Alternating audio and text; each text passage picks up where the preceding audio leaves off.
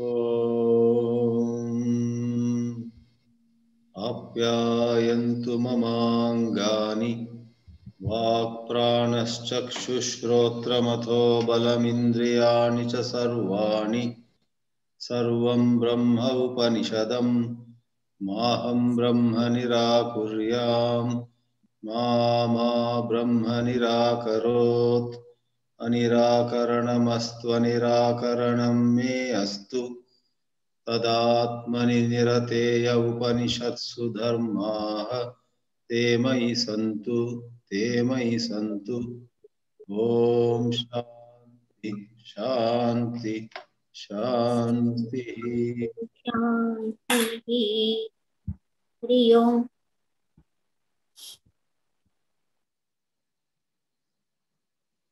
In this short webinar, we are going to take a look at just a few mantras of Kenopanishad of the Samaveda.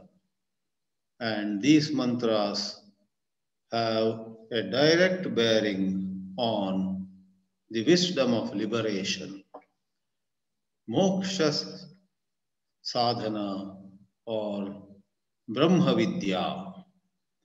All scriptural wisdom can be looked at as falling into two categories.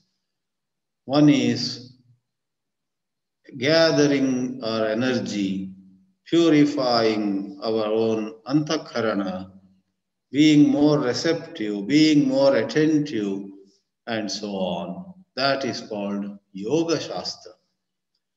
And the higher plateau is Brahma Vidya, where there is such a fundamental change in the way we see things. And because of this right seeing, which was absent before, we get liberated. This Moksha Vidya, Brahma Vidya, is marked by Samyak Darshana, seeing rightly. All along, it was as though some dust was there in our eyes and we couldn't see properly.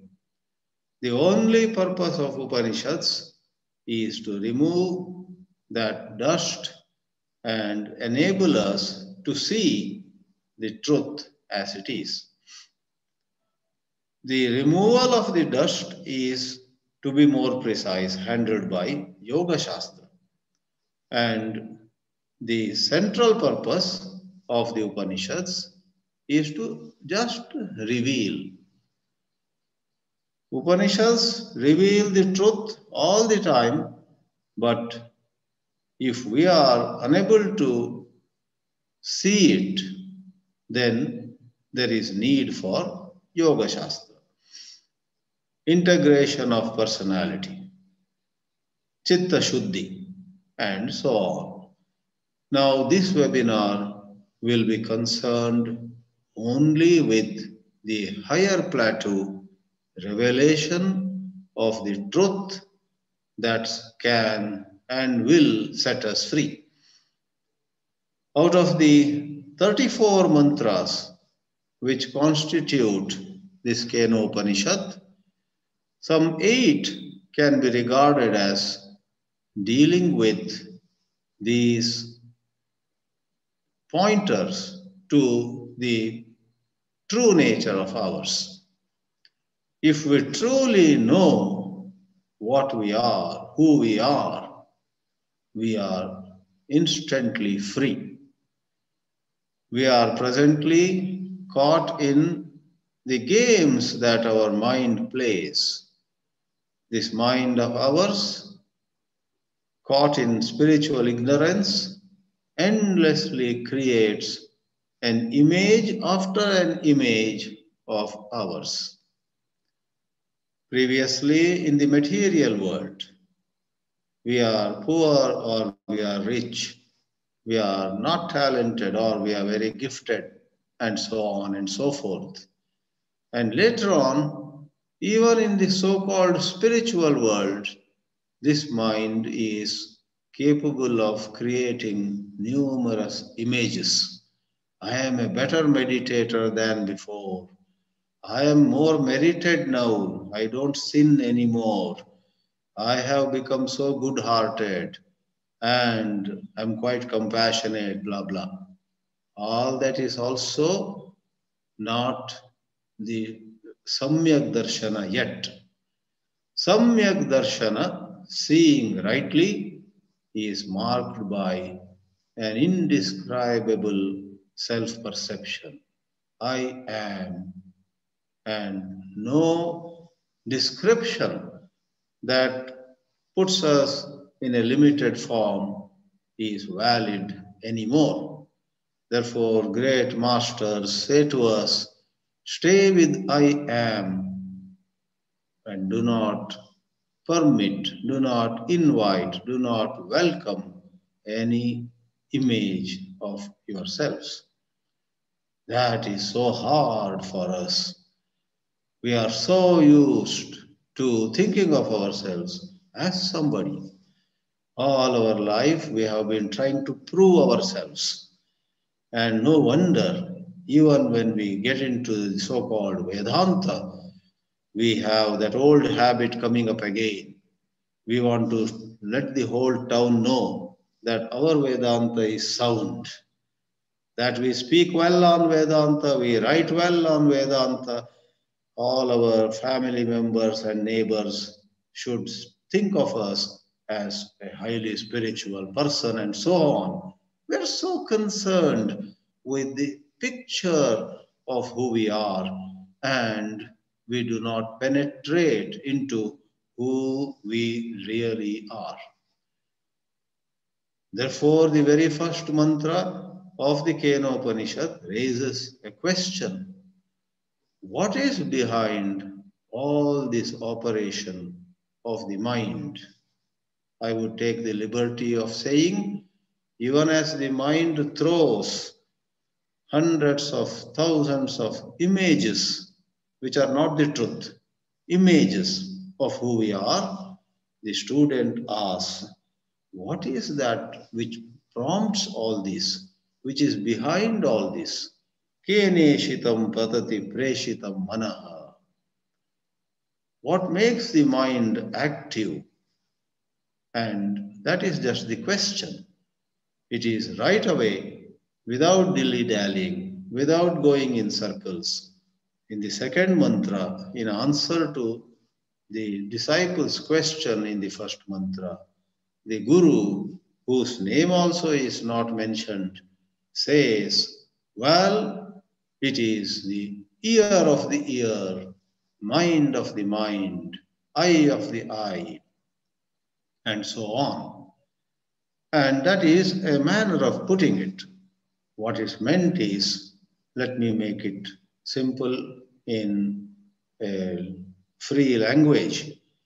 All that it means is, there is a dimension to our existence which is not explicitly the seer or hearer, but the seeing, the hearing, the thinking, the smelling, the tasting, and all these are expressions of that truth.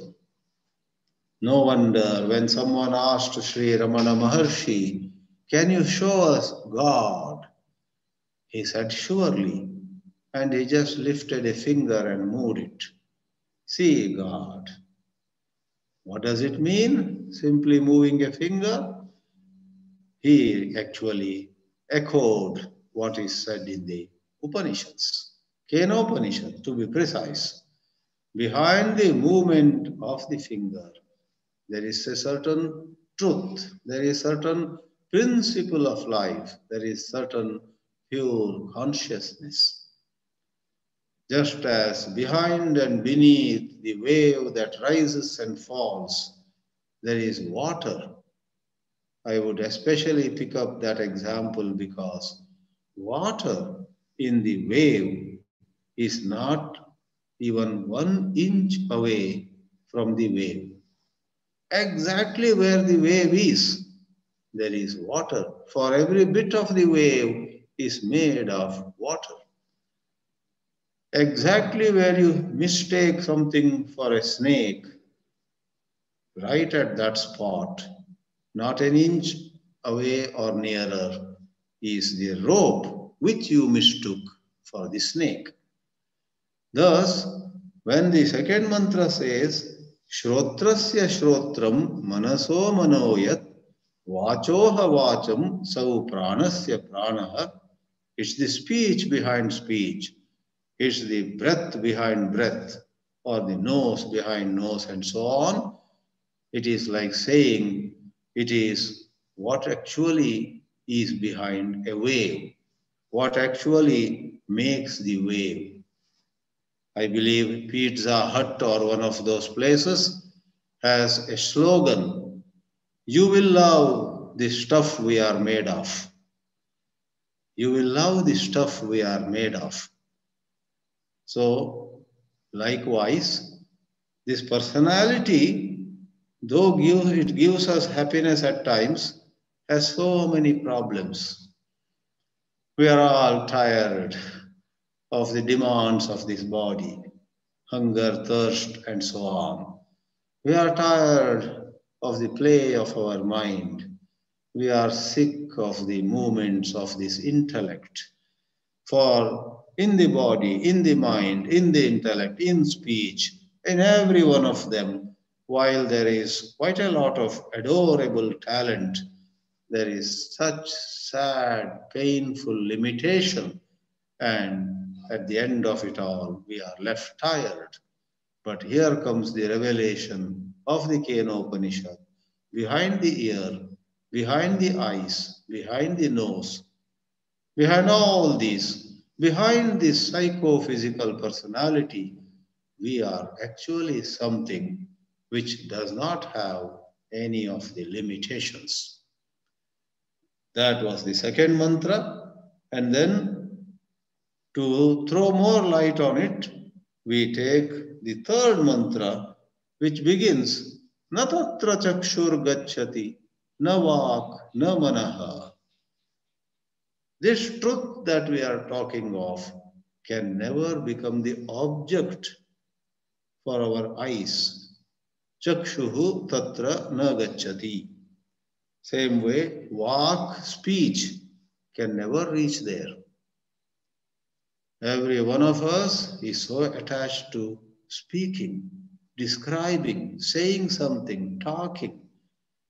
No wonder all these devices which have now come up, calling somebody easy, speaking into a device and recording it easy, or even in written form.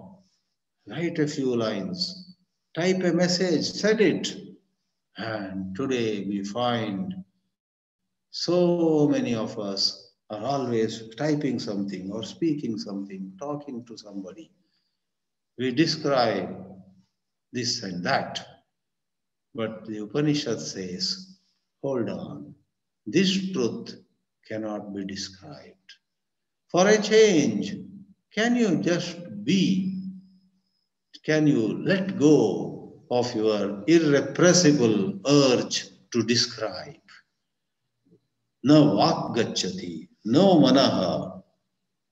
Sometimes we keep our mouth shut, but the mind imagines, the mind creates a picture of something gross or subtle, something very physical, or something of the nature of a sweet sentiment.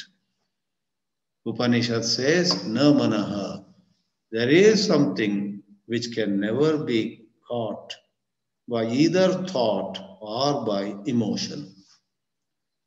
In other words, it can never be objectified, for it is you and you yourself. If that truth could be objectified and you could see it or smell it or hear it or whatever, then there are two. The one you who knows and this truth which is known. But the Upanishads are never tired of saying, you yourself are that truth. What you seek is is no different from yourself. The sought is the seeker only. Now, we are not used to this kind of scenario. Therefore, sometimes we get impatient and we get angry. We say, I wish for a moment this pure self comes before us. But that would be a contradiction in terms. So, friends, this is where, if you are ready for it, through just a few simple hints, the Upanishads can take you to very high meditation.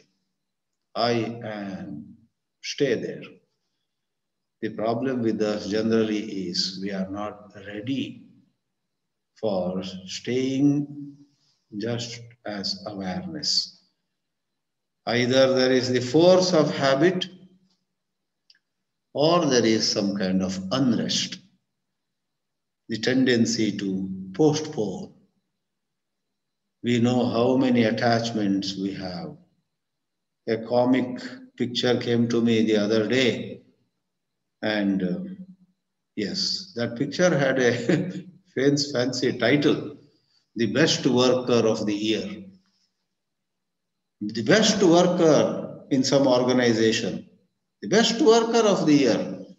And what is that picture about?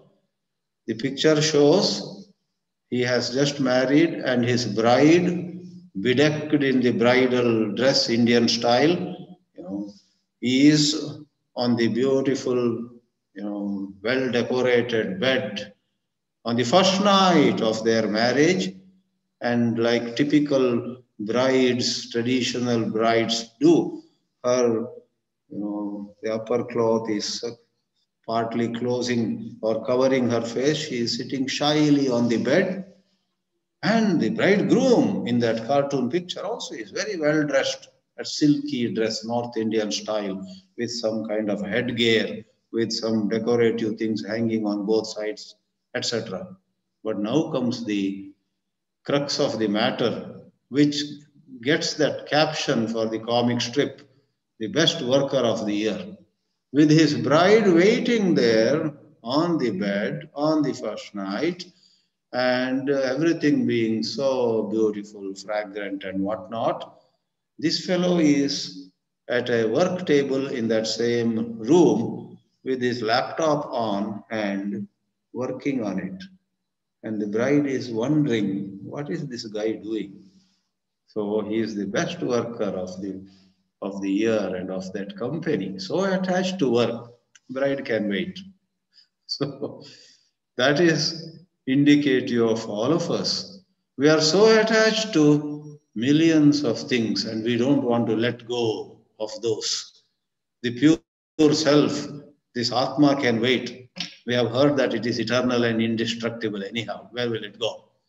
But our ice cream, our samosa, our music is very urgent.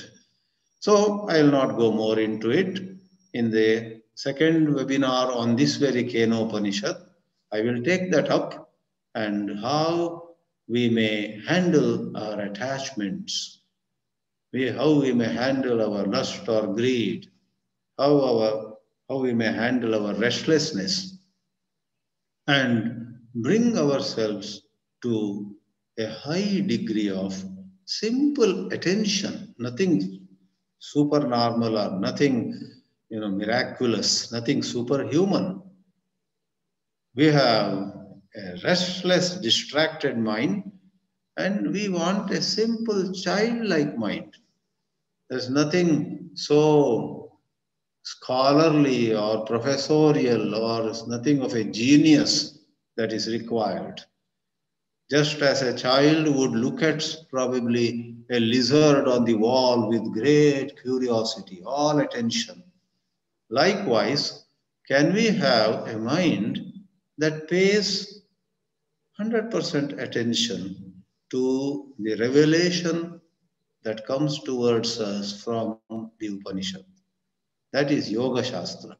But back to Brahma Vidya, having said, this truth cannot be objectified for heaven's sake, therefore Do not try to visualize the truth. Rather, be the truth. The next set is a bunch of 5 mantras. I said we have selected 8 mantras. 2 are already over. 3 to 7 are of the same kind. It begins with Yadvacha anabhyuditam yena vagabhyudhyate tadeva brahmatam viddhi nedam yadidam upasate. The second half of the mantra repeats in all the 5. After Yadvacha, second one goes Yan manasana manute yena hurmanomatam. The third one Yad chakshusha na pashyati yena chakshumshi pashyati. Fifth one, Yat Shrotrena na Shrinoti, Yena Shrotragam Shrutam. And fifth and last is Yat Pranena. Prana here means Grana, nose. Yat Pranena na Praniti, Yena Prana Praniyate. At once beautiful poetry, but you and I are concerned not with poetry now.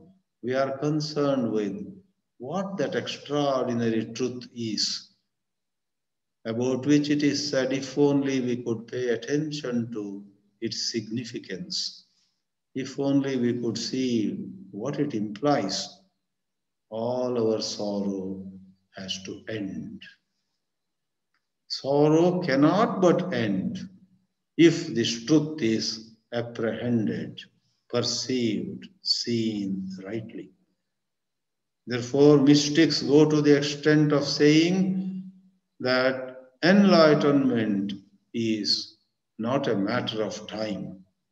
For in one flash, not along a long axis of time, but in one flash, not gradually, not in a graded manner.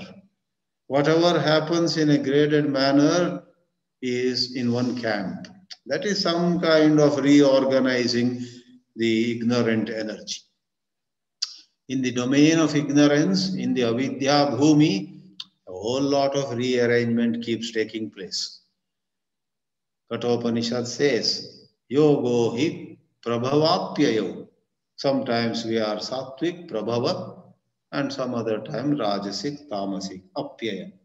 We fall, we rise, we get excited, we feel inspired. Then there are times we feel utterly hopeless. This is called prabhava and apyaya. All of that is in one camp. And when right seeing takes place, the mystics say to us, our eyebrows go up, for we wonder what that is. But they say, in one flash, everything is over. Therefore, time is not a factor. Time is redundant. This is the high plateau wisdom. In Yoga Shastra, time is very important. Take time. Sri Krishna in the Gita says, Aneka janma samsiddhaha. Trained, evolving, ripening over many lives. Seekers come to me, says Sri Krishna.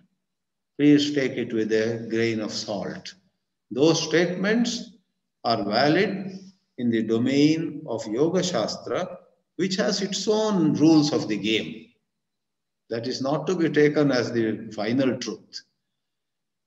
Yoga Shastra is a domain, it has its own rules of the game. And a lot is said and it appeals to people. Metaphors and similes and comparisons and picturesque linguistic expressions, punchlines, everything is in the Yoga Shastra.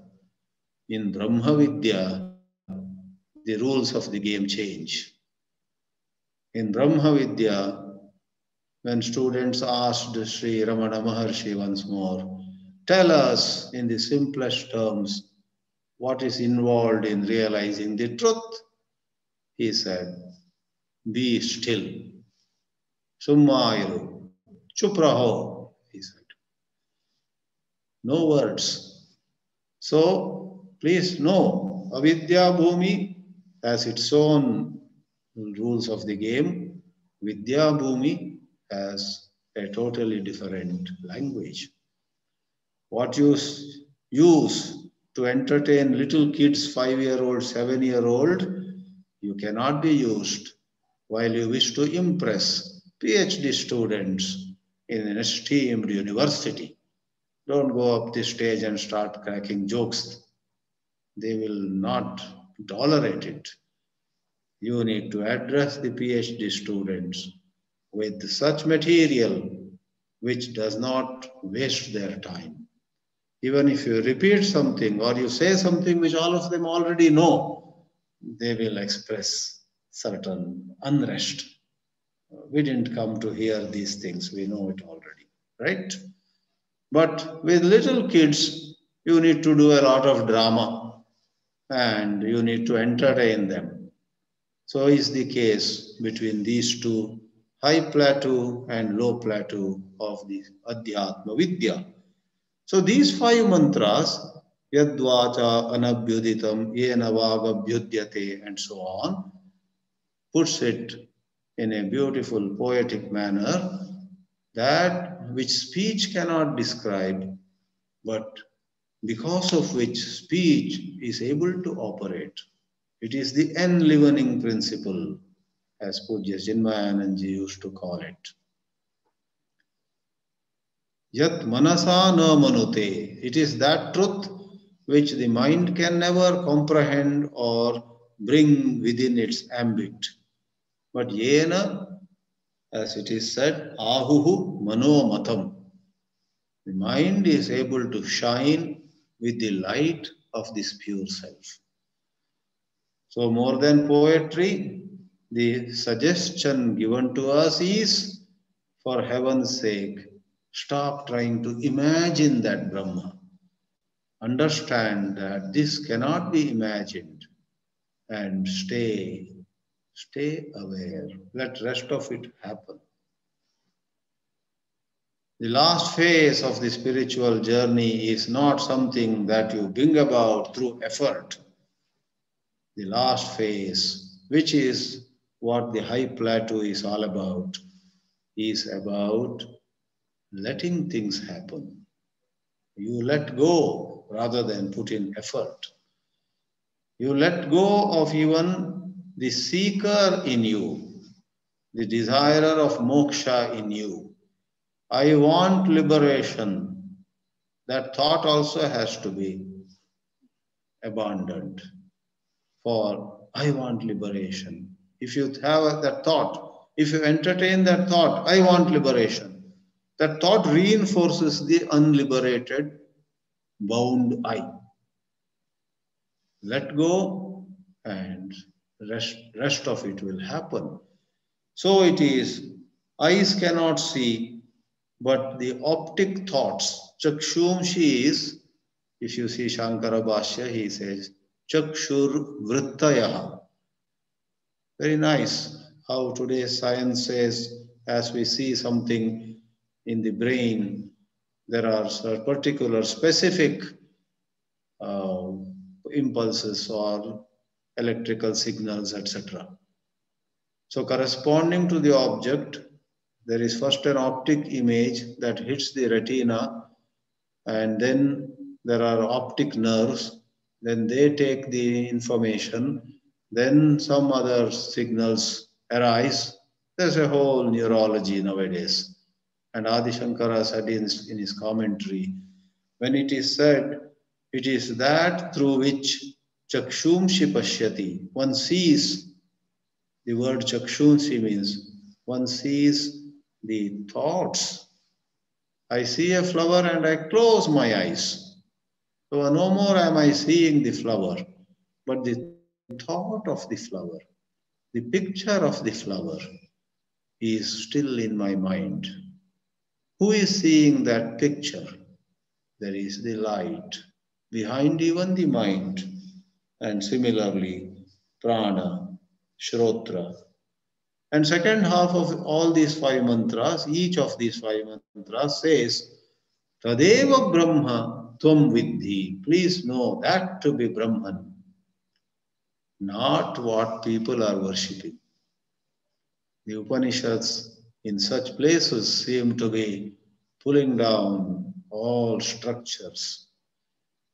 Therefore, it is that atheists also love such mantras.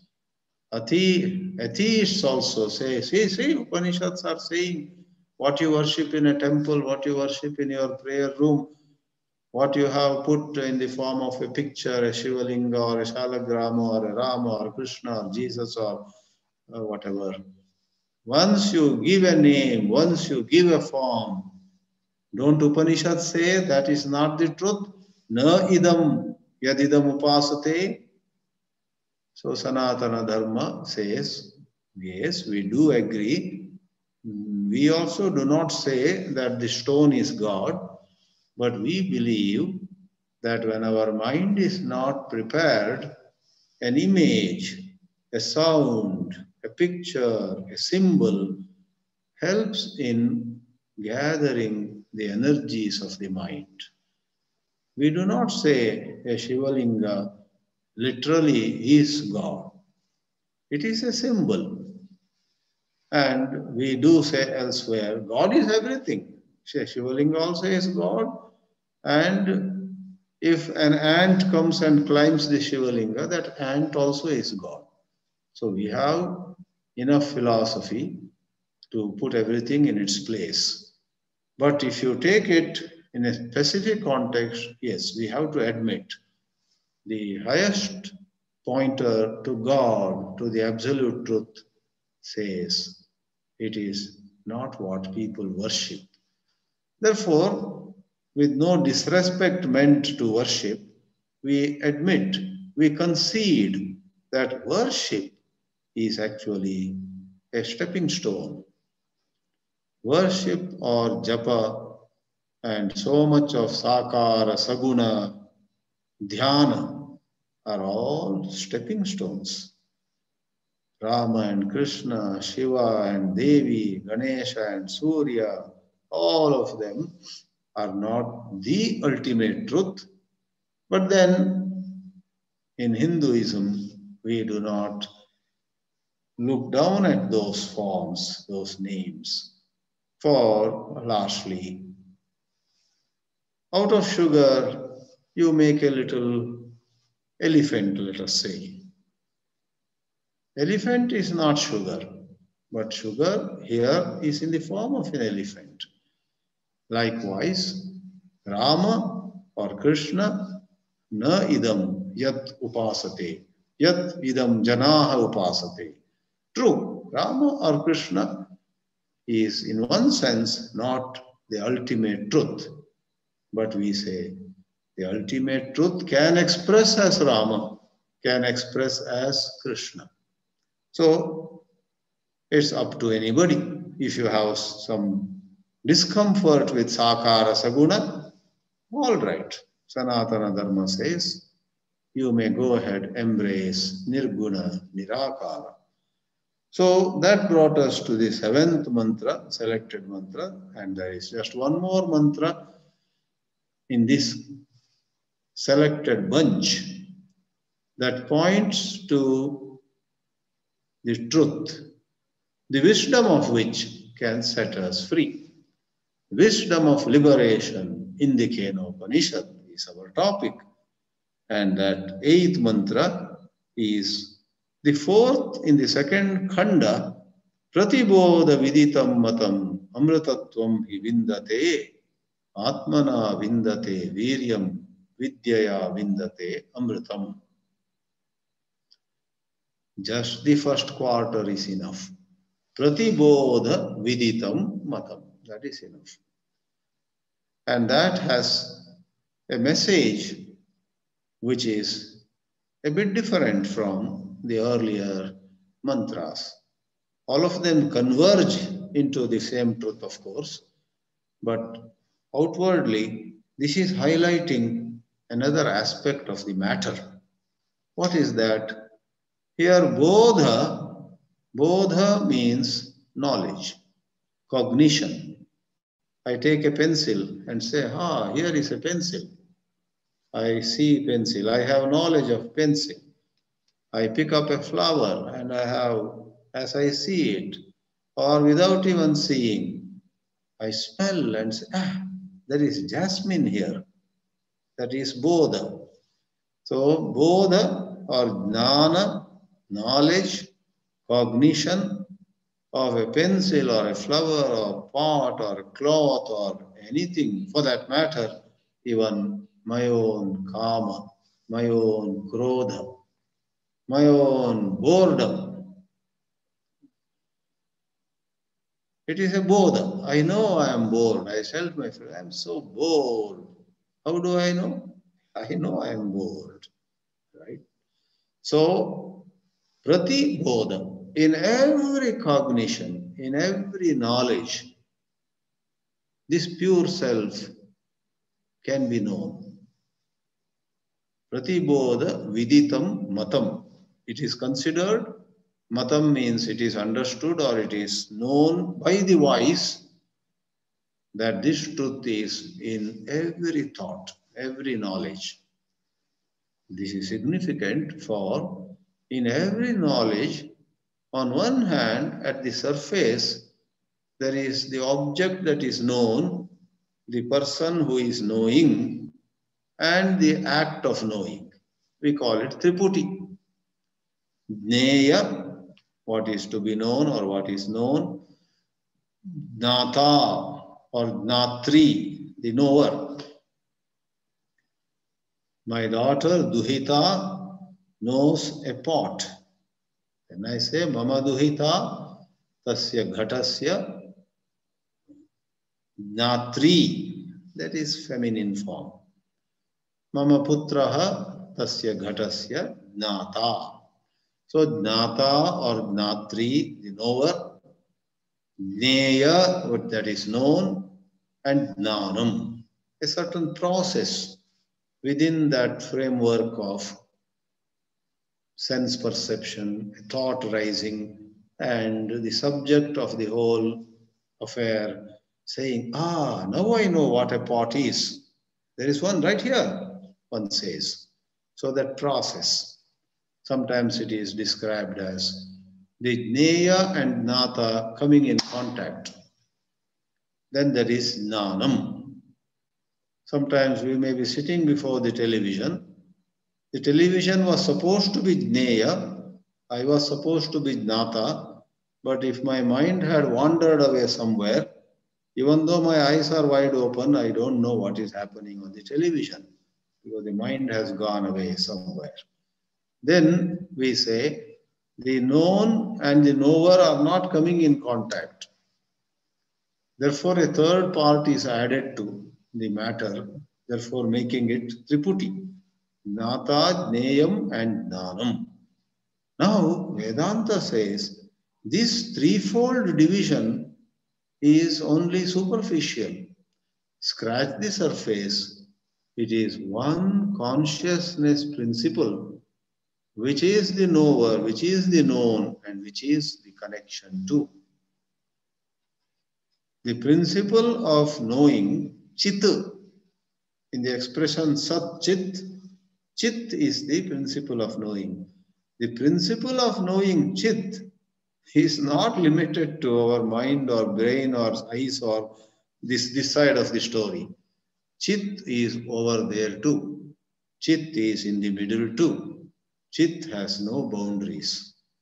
Where there is Chit, there appears a knowing process. And in that knowing process, there are the three parts. But actually, pervading all the three parts and leaving nothing anywhere at any point of time is the principle of Chit. Therefore, it is that whether I know jasmine or a pencil, a flower or a pot, anywhere and everywhere where knowing is taking place, pure consciousness pervades things that are near and far. Once more, it is the old worldly conditioning that we believe we are in the world and that star is a distant object and the pencil here is a very near object. So far and near, etc., are the labels that our mind attaches to the distant star in the sky and the pencil in my hand. Actually, from the point of view of Chit, nothing is far, nothing is near, because the distant star and the pencil near are both in Chit. In Chit only. Chit itself has everything in it. Just as within a movie, when we are watching a movie, we are so absorbed in the movie that a horse seems to be coming from far away, and the heroine of the story is right here, and she looks at that horse and wonders, who is coming? Is my beloved coming, or is some troublemaker coming over there? She is anxiously looking at the horse. So we, watching the movie, are also curious. Oh, now what will happen? Is it a dacoit who will come galloping towards the heroine and maybe try to take her away? Or is it the hero of the story who is returning to her now? We are wondering, far and near. Isn't it true that the far horse and the heroine who is near are all on that screen? There is a certain optic illusion created by that picture, that drawing. It's a kind of a three-dimensional feeling, and we cooperate with it. That's when we enjoy the movie better. We also lend our support to the illusion created by the movie so that we can experience the fear, the hope, the excitement, the anger, everything. We want to go through those emotions being depicted in the movie, right? Likewise, what is happening day in and day out in every bodha, every knowledge, every cognition, apparently there are these divisions. Actually, Chit alone is the truth. If you and I appreciate these teachings with a certain clarity, then we don't need any other thing for meditation. That clear beholding of the truth, clear seeing of the teaching of the Upanishad becomes an instantaneous meditation. Therefore, the wise say, Shravana, Manana, and Nididhyasana become one. Shravana itself becomes Manana. Manana itself becomes Nididhyasana when there is clear understanding in Shravana. There is no doubt to be resolved through Manana, and there is no need for staying put in that vision, because if your clarity is so good, you will stay put. Staying put happens. So, Pratibodha Viditam Matam, rest of it is praise. In fact, there are a couple of other mantras also which praise this self-knowledge. Amritattvam hivindate, to contemplate upon the Upanishadic truths that reveal the pure self makes us realize that we are immortal. Mortality belongs to the ego, to that entity which is identified with body and mind. Contemplation on Upanishadic truth is a quiet revolution, noiseless revolution. The ego just gets unwound. The ego gets dismantled. The ego vanishes into thin air. We remain in blissful silence. Not in sleep. We are awake. We are alert.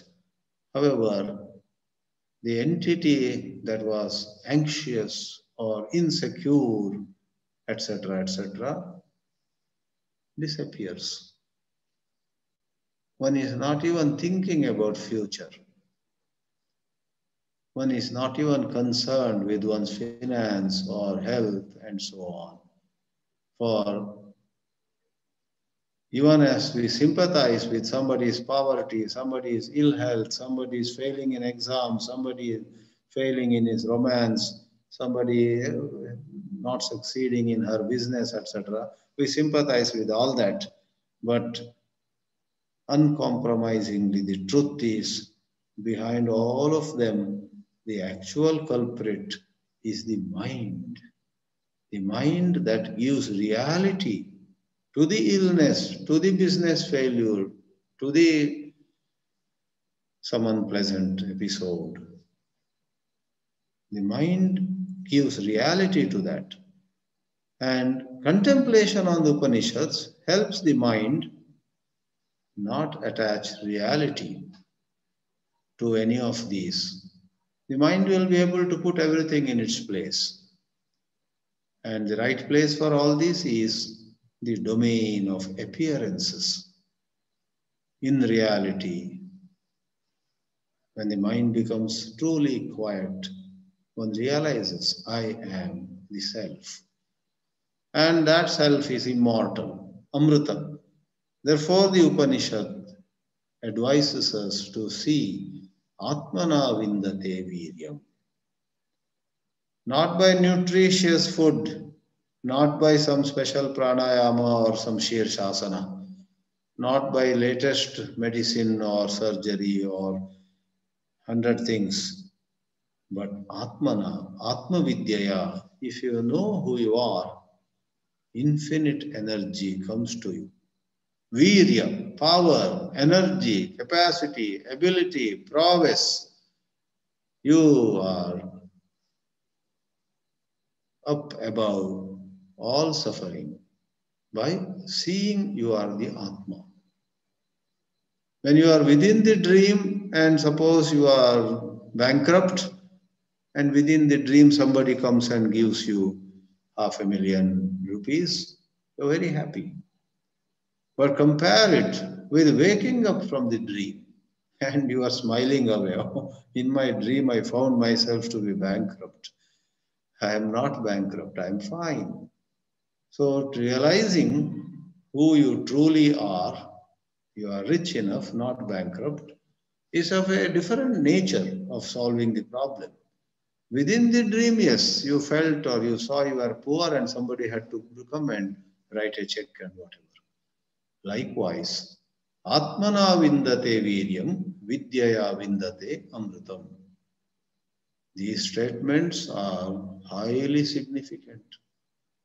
They are not to be used for upasana, but people who are not mature enough will use these lines for upasana. Upasana meaning they draw some kind of motivation.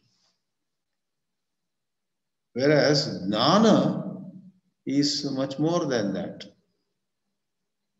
It is like you see the picture of Swami Vivekananda and you get inspired. Wonderful, that is upasana. But imagine if you were to have the state of mind of Vivekananda, we cannot even imagine what his consciousness was. What he internally felt when he stood on that historic day. September 11, 1893, not 2001. 2001, September 11, it was disaster for United States and subsequently to many parts of the world. September 11, 2001 was disastrous day. But September 11, 1893 was a day to be written in golden letters. Vivekananda, just a 30-year-old young man from India, stood in what is today the Art Institute in Chicago. And he spoke. You and I read his speech. And somebody has spoken that also. And many people think it is Vivekananda's voice. That is not true. But there is an audio going around. Vivekananda's voice that was not recorded. Someone with a Bengali accent has spoken. So we say, it looks like it is a Bengali. There are many Bengalis. Bengali accent should not make you think it's original Vivekananda voice. Anyway, you and I hear the speech, we hear the words, we see the message, and we are wonderstruck. Wow, what noble thoughts. But what was that consciousness from which those thoughts, those words, that sound emanated? What was the presence of Vivekananda which made those thousands of people stand and give him a standing ovation? And from his own point of view, what did he feel? Think of it. In that way, if you were to contemplate on Upanishadic mantras and internalize that perspective, then that is very different from appreciating it from a distance. That distance makes the whole thing upasana. No distance, you are that. That is jnana. In this way, in selected 8 mantras, I have labored to show where Kenopanishad gives to us the wisdom of liberation. Then there are some stories, then there are some admonitions. If you realize this truth in this life itself, that is so nice. If you, having been born as a human being, if you don't realize this truth, what a great loss. Those are all some kind of peripheral statements. But the 8 mantras, practically it is 4 only, 1 and 2, then a bunch of 5, then a last one. So 4 selections point to the real stuff. You will love the stuff Upanishads are made of. The real stuff is this. But the other stuff also has some importance, because all of us, including the speaker, has moments of laziness, of being distracted, of being not very positive about things. That is when we require the Yoga Shastra, which also is supplied by Upanishads. In this Kena Upanishad itself, in the next webinar, we will see where some insights are given to us to cheer ourselves up, to regain the lost hope, to regain whatever we had at one time. If wealth is lost, nothing is lost, they said, right? If health is lost, something is lost. If character is lost, everything is lost. And you and I in life at times have lost all these 3. Some may be for a longer period of time, some may be for a shorter period of time. We have lost wealth and cried. We have lost health and suffered. We have lost character and experienced agony. But all of them can be regained by Yoga Shastra. By the science of integration, you can rise from the ashes. Like the bird phoenix, which apparently goes into fire and you think it's gone. And from the fire, with extra new glow, the bird phoenix rises. We can perceive the phoenix coming out of fire. A moment back, we thought it is dead and gone.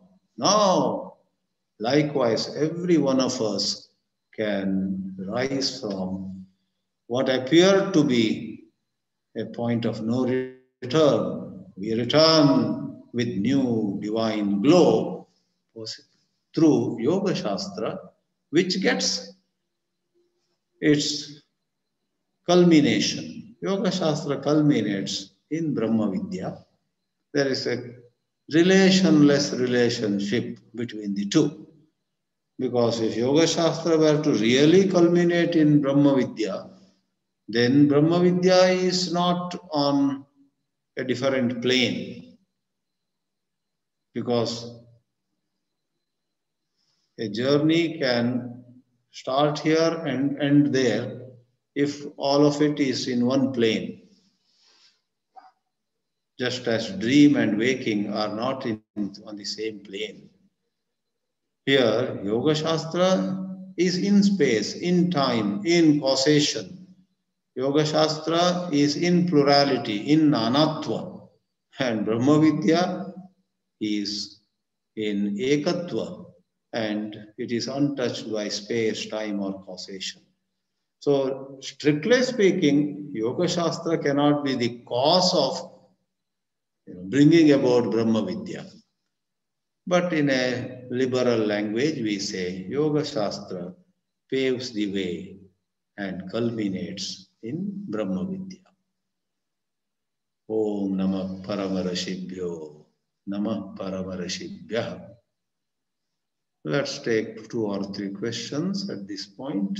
If there are, there is something, chat box. Hari Om by Rekha. Hari Om.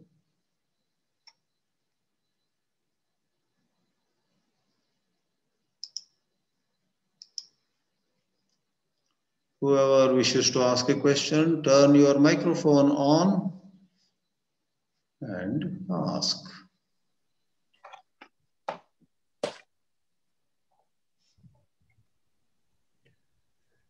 Hari Om, Swamiji. Yes, yes. Hari Om. Yes, Krish, yeah. There was a question that rose in my mind. When you say it is the mind of the mind, Yeah. and you try to follow that thought, the best that I personally can achieve is just one thought examining another thought. Not mind of the mind. Yeah, that's what we think, yeah. So that's what we can achieve. Correct. But it seems to be easier to look for a principle in the Tripudi that you described. It's easy because some time ago in one of the lectures, you said we must first agree that I am an awareness which is different than the mind. That's very difficult to agree. Mm-hmm. It's very difficult to accept, very difficult to accept. Mm-hmm. But that sense of awareness seems to be easier, and oneness seems to be easier. When you intellectually examine the Tripudi, it leads to a suspicion that it exists. Mm-hmm. So mind of the mind seems to be very difficult. Correct. So we once more say it is an idiom. It's not another mind, but it is the consciousness principle which makes the mind act as the mind. But for that consciousness principle, the mind would not be a mind at all. Like, but for electricity, a fan would not rotate. This doesn't mean electricity also has similar rotary nature. The rotary nature or the physical structure, etc., belong only to the fan. But we may say the electricity is the fan of the fan, meaning what makes the fan do its job. The nature of electricity is in no way resembles the physical structure or the rotary movement, etc., of the fan. Yeah. So this requires a little philosophical, exercise. Praveena had a question. Jyotiji. Yeah. Yes, Swamiji. Swamiji, one quick question. So Brahma Vidya is more by the inference, right, Swamiji? Not exactly. Yeah, okay. As you and I are students, first we infer Brahma. Mm-hmm. You are that way to some extent, you are right. Then the same study cautions us. Brahma is not product of inference. Rather, Brahma is to be known by being. Inference is an act of reasoning. Like seeing the smoke, you infer there must be fire. So there's a logical thinking process. Brahma cannot be arrived by a logical thinking process, but in a loose sense, yes, the inference is involved. But the strict sense of the term would be you remain Brahman. You remain as Brahman. You negate what you now understand as not you. Where there is some false identification, You see the falseness of it and you let go. Therefore, I would not totally dismiss that word infer. Suppose we take the word infer in a very large sense, then yes, even God is inferred. That is, seeing this grand universe, we infer that there must be a great intelligence that has come, that has brought all this into existence. So that is taking the word inference or infer in a very large sense, not in the limited sense of where there is smoke, there is fire, causation. Because this is Brahma is not literally the cause. Brahma is neither the cause nor is it the effect. Brahma alone is. Everything else appears. In this way, the rules of the game are a bit different here, so to say. Some Jyoti you said? Who was Jyoti?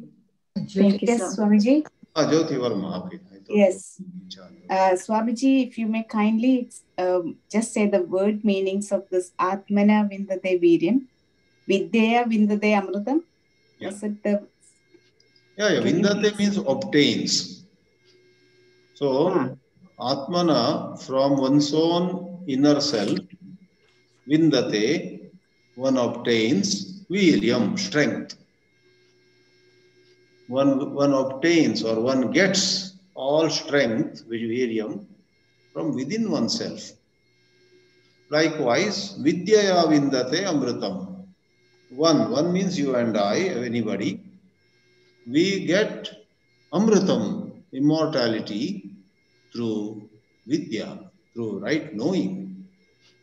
We don't get immortality by any amount of wealth, any amount of name and fame, but we get immortality, we conquer death, we have that sense of I am indestructible if we have the highest wisdom.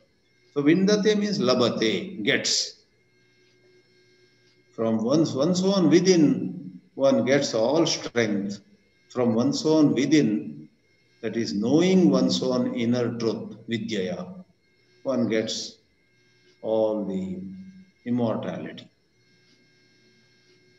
And rather than being just a praise, actually it is a great truth. It's a great truth.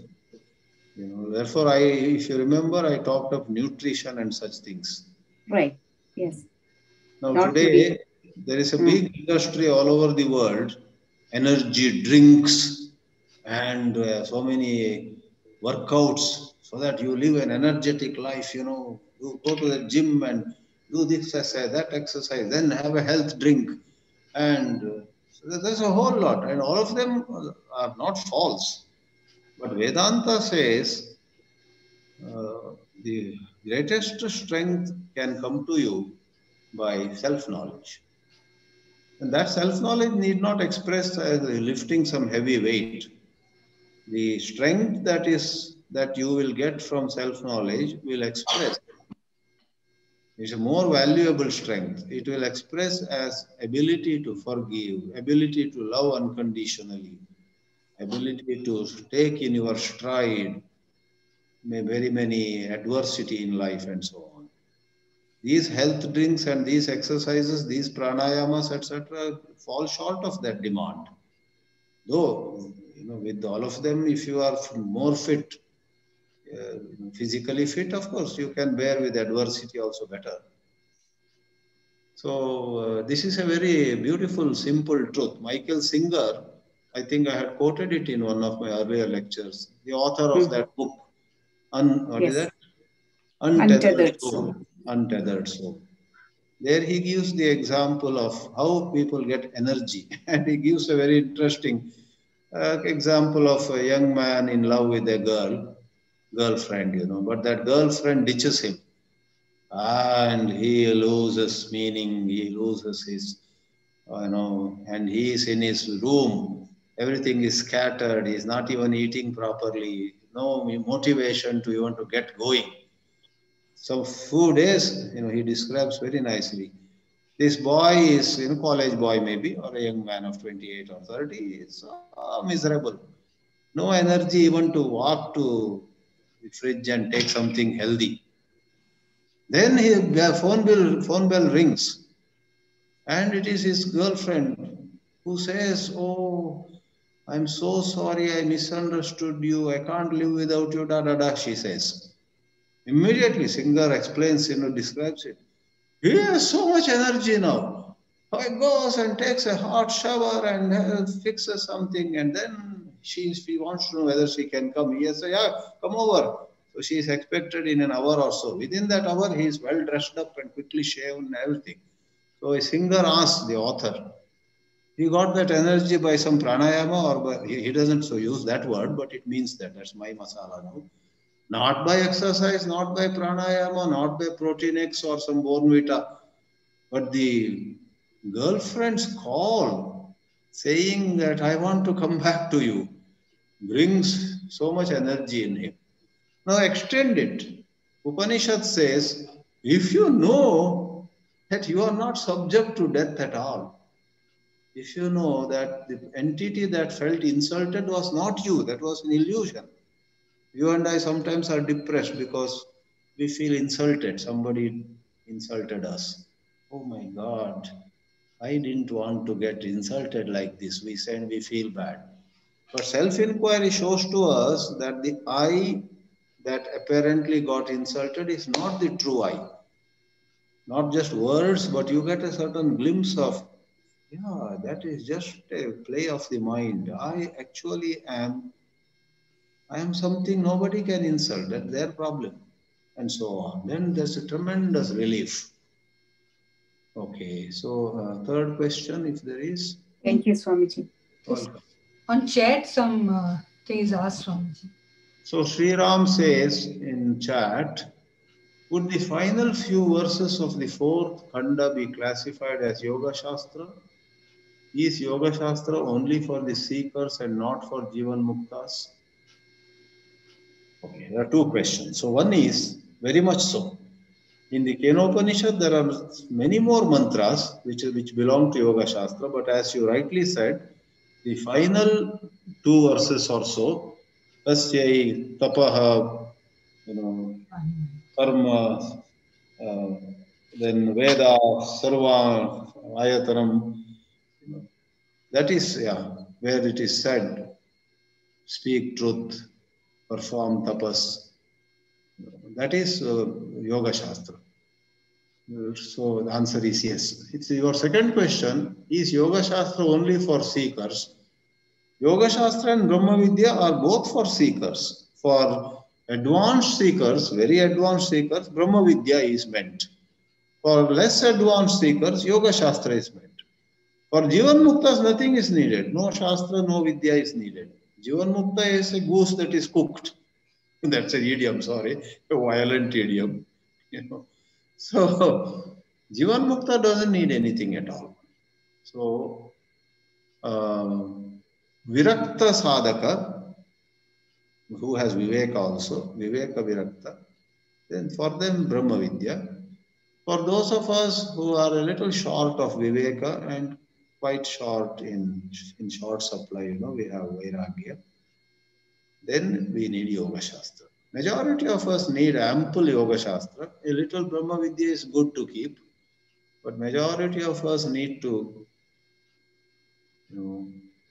strengthen our muscles for practicing Yoga Shastra, which is not Raja Yoga alone, which is Karma Yoga also, which is many things, very many small and big things, whereby our indisciplined, disorganized, chaotic, self-contradictory life is gently brought back to order. We don't have to go in a military fashion about it. We realize that I should not be saying this or doing that to others or to myself. Right? We hurt ourselves many times by living unintelligently.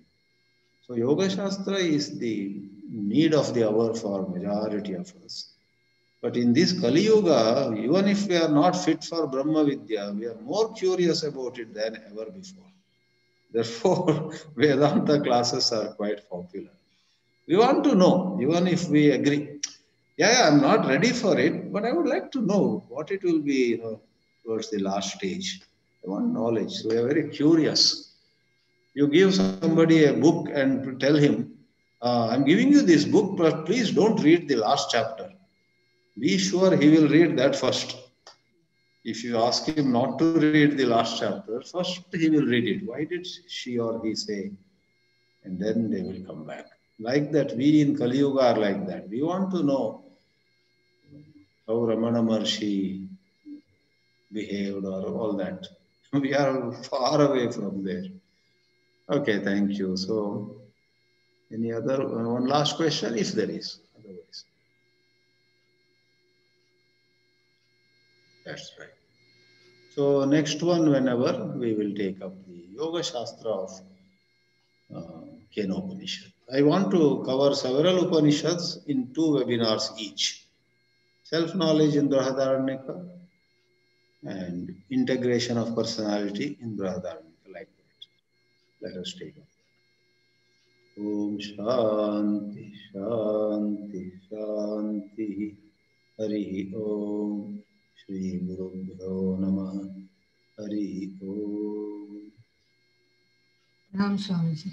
Namaste. Thank you, Swamiji. Thank you, Vibhaji. Hari Om. Hari Om. Thank you, Swamiji. Thank you. Hari Om, Swamiji. Thank you. Hari Om. Thank you, Swamiji. Hari Om.